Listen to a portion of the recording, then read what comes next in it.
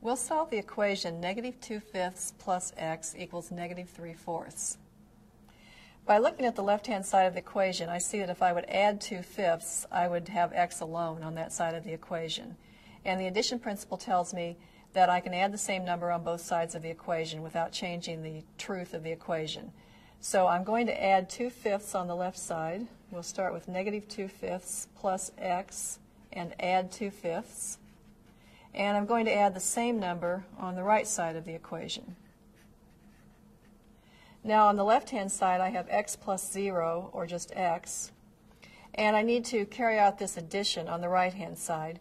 And what I need to do to get started is to find the least common denominator of the two fractions. 4 and 5 do not have any common prime factors, so the least common denominator is just going to be the product of these two numbers, 4 times 5, or 20.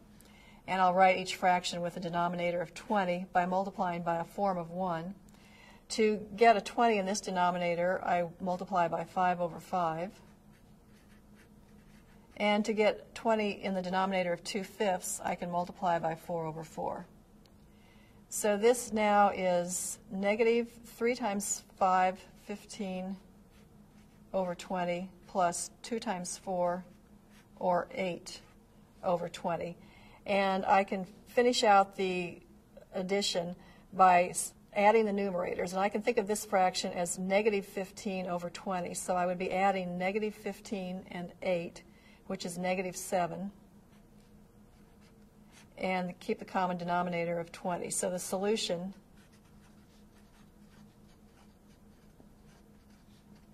is -7 over 20.